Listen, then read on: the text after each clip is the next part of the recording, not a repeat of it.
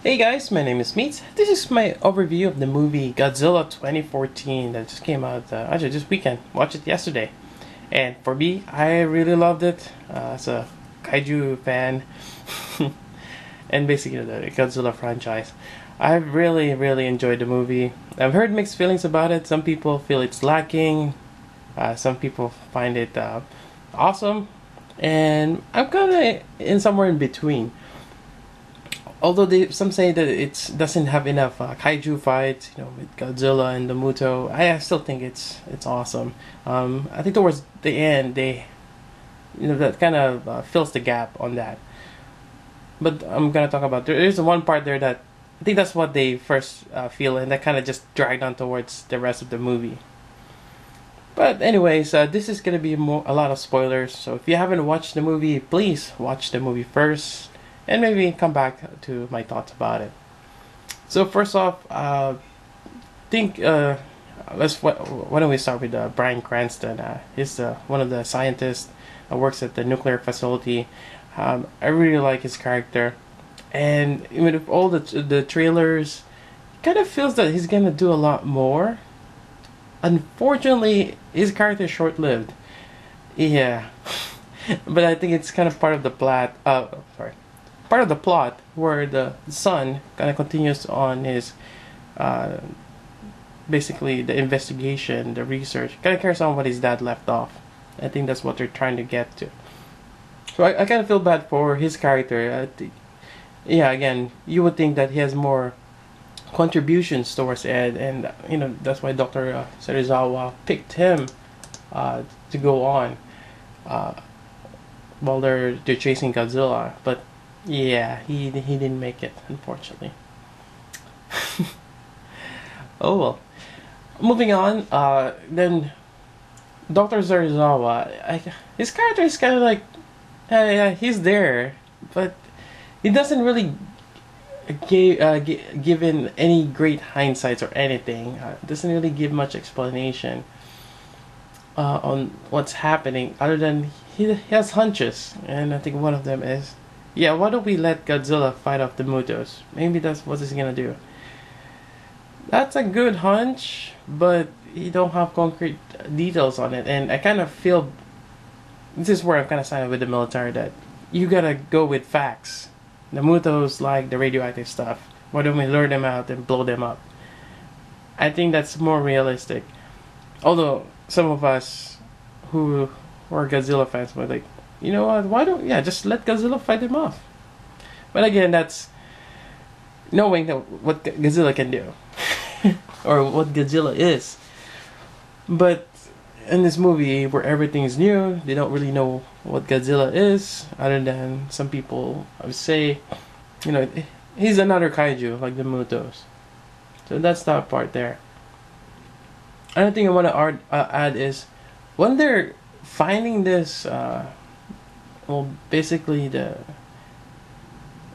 I'm not sure even sure what you call that, but basically the kind of like the egg, or when they're on dormant stage for Namutos, they're finding it, and all of a sudden there's a big gaping hole on the side of the mountain, like where it escaped. It happened twice in the movie where isn't that obvious? There's a big hole right there. Oh, jeez. And I think that's one of the silly parts of the movie, having that. But, again, getting back, sometimes we think that the military can do so much, but maybe it is limited. Maybe we don't have the capability of detecting, huge, massive kaijus escaping a facility, especially in the middle of, nowhere. Maybe we don't have that capabilities yet, or maybe he disrupted, or maybe he had an EMP blast. That's why there's no electronics. But the impression we get from the movie is, he just blasted a hole, and they're trying to find it, door by door. And it's like, but it's right there. I mean, the helicopter is circling around. Could he have found that there's big hole? Who knows? Yeah, I just find it a little silly, but again, it kind of makes you wonder how we're too reliant on technology. Yeah, it's kind of scary too if you think about it. Moving on, let's see. So we have getting to the monsters. We have two Mutos, so a female and a male. Some say look like the Cloverfield monster. I actually have to backtrack. I watched Cloverfield, but just can't remember the monster. It does kind of look like it. You have that long arms. It's kind of like a bat, in my opinion, especially when they added in the echolocation part. I think it's a mutated bat, especially the male one with the wings. Although the female doesn't have it, but you have the massive sheer mass, and which kind of goes along with the animal kingdom sometimes that the females are a lot bigger. They're bigger to protect their young, and the male ones are usually a lot more. They're a little different, and I think sometimes they're more colorful to deter predators for them to basically they're the lure. So they can lure out the predators. On the other hand, this one has a wings, so maybe it helps gather food, for the mom and the kids, in some sense. And that's another part. It's kind of interesting how they can just chug the nuclear, the tanks or any radioactive waste. You don't even have to break it. I thought when they were biting on those missiles, well, they're not activated or detonated yet. You would think they will explode, but no, it goes inside. I just find it really interesting. Let's see what else. All right, so why don't we talk about Godzilla? So first off, they're showing him moving about.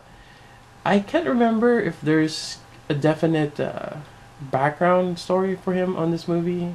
I did show a couple of all this nuclear tests to. Well, for me, it feels like they're doing all this nuclear tests to kill or do something about these monsters like the Mutos. But Godzilla, well, he was it's kind of like born from the Hiroshima bomb or some kind of nuclear testing, and he basically mutated from that. He wasn't quite sure if that was said in the movie. I can't remember, but he was just there. He's basically another kaiju. Excuse me. But moving on, either way, I think it's cool that he's there.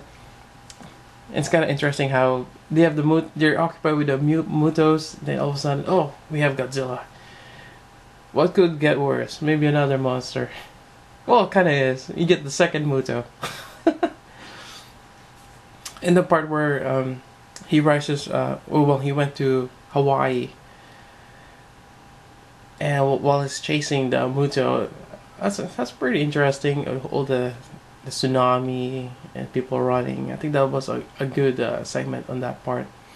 And also the monorail when it shuts off, then all of a sudden you see this huge monster just going by, and the train starts running again. I think that was one of the exciting parts. Then finally Godzilla, engages with the Muto, and I think this is that part where people felt the movie got short, and all of a sudden they moved the screen to the little kid, little Brody, and like, what the heck? I think a lot of people feel like they got robbed of a good fight scene, and you just see a little glimpse of it on the TV.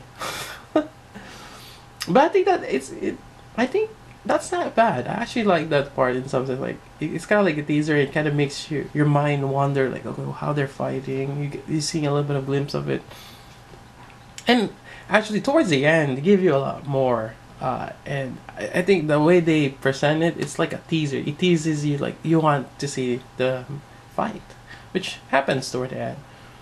And I think the same thing happens when Godzilla finally got to San Francisco. Excuse me. That same thing. He engages with the Muto, and everyone just trying to escape from him. You see the people taking refuge on the subway. Yep.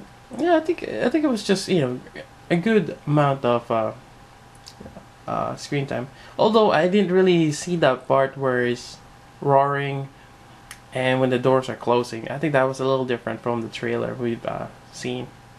Yep. Anyways, still good. And moving on, the whole when the EMP blast, and again our reliance on electronics, the airplanes just going down. It kind of shows you like how vulnerable we are. It's crazy, and also a little chaotic. I mean, with the bridge, with the school buses, you would think that they will basically shut off the bridge, the Golden Gate. But no, I mean they're there and the military are just coming in, and it's just crazy. You would think you will send those kids south, not north on the bridge where that's where the kaiju is gonna be coming in. Yeah, that's a little whack. Unless of course going south, it's probably congested already too. Who knows? I don't know why they have that there, but I think that scene over there with the kids, it kind of makes it a little bit more realistic and how chaotic it could be. I mean, there's a huge catastrophe happening in downtown San Francisco. That's crazy. And moving on, what else we talk about? I think that in terms of them fighting in downtown, that's pretty cool. The Muto having the nest on Chinatown, I find that pretty awesome as well. And the choices that Brody made, I think they're pretty good.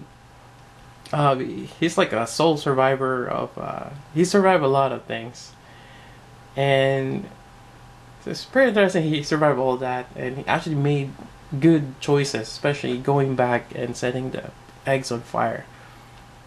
And I think that's a pretty good one. And even towards the end, he kind of just sacrificed himself. Just having the boat go offshore. Although I find it interesting that when he got rescued, there was a guy that was left behind. I'm not sure if he got picked or he was trying to fix the bomb, but he barely got a few minutes left. Not sure what happened to that guy. Anyways, I think that's that part. Then towards the end, we finally saw the iconic atomic breath, and I think that build up on that part is amazing. You see with all this dust storm, then also, or actually the fog, the famous San Francisco fog, and you see the light, from the tip of the tail charge up towards the back. That is awesome, and he puffs off his chest like a big bad wolf, and just blasted the atomic breath towards the Muto, and the Muto just got pushed back. I think that's amazing. Not to mention towards the end also, where he did his finishing move on the female one. I thought he's gonna rip the jaw like King Kong did with the T-Rex, rip it apart in half. I thought he was gonna do that, but no, he actually just blasted through the mouth. And nonetheless, that's pretty cool also. I really like that part. Also, what happened to the male Muto, where he just do his tail slam on the building and just impaled him. That's really epic. It kind of shows you how awesome Godzilla is. Now, I want to talk about Godzilla's design. I really enjoyed it. He kind of looks like a bulldog, like really big. I mean, some people say he's fat, but no, he's just massive. And I really like that design of him. Not so much for the feet, but maybe I'm just seeing the NECA toys. I don't really like that kind of like hoop-like feet. But maybe it's actually a little different from the movie. It's not too bad in the movie. But I still think better to have bigger feet, or actually with fins, because Godzilla swims. Oh well. But then nonetheless, other than that, just the way he moves, he's big. I like it. And Actually, towards the end of the movie, we saw him fall down, and kind of makes you wonder, Godzilla. Nothing can phase Godzilla. He's indestructible. And what happened about his regenerative state? Like he can regenerate really quickly. Well, after that scene where he goes down and people start recovering, actually, it looks like that Godzilla is decaying, but it might have been just the seagulls there or the debris. But he finally wakes up, and I thought he's gonna wreak havoc again, because some other Godzilla movies, after he beats off the monster, he just goes off and wreak havoc on the city again. Then when he's satisfied, he goes back to the sea. But no, he just goes back to the sea, and it's interesting how the media portrays him as is he a hero with a question mark, or a savior, and that's probably one of the positive things that media has to say, because usually it's negative, like, oh, he's a threat also, and overall, I mean, the military just let him go. You would think that they will just go after him again. They might. I don't know. Maybe they'll have a part 2 of the movie. And yeah, it wouldn't be too bad. Actually, would like to see more kaiju's created from this new Godzilla. We'll see. Maybe they will. And we'll see. Maybe humans will betray Godzilla again. It always end up to that, where even Godzilla saves the day, humans think that he's still a threat, that maybe we should put him down. Yeah, which was something that well, how awesome Godzilla is, it's really hard to put him down. You can't. It's kind of like a paradox, where he's a victim of humanity, but he ends up saving humanity in some sense. Very interesting. And I think that's kind of like the underlying theme with Godzilla movies. Oh, maybe one of them. Anyways, I really enjoyed the movie. I hope you guys watch it, or well, you probably watch it already when you get to this part of the video. I hope you guys like it too, and if you feel that it's lacking, I think it's you gotta give it a shot. Maybe watch it again, and you'll realize more things, and grow more appreciation for the movie. It's kind of like Pacific Rim. I think when the first Pacific Rim, it's actually pretty awesome, but watching it the second time, I've catch up on certain things that I missed on the first one. So definitely, maybe it's worth rewatching it again, and I'll definitely rewatch it too. Alright, that's about it for the review. I would highly recommend watching Godzilla. I think it's a great movie. There are minor flaws, but still great. So until then, this is Meats. Thanks for watching.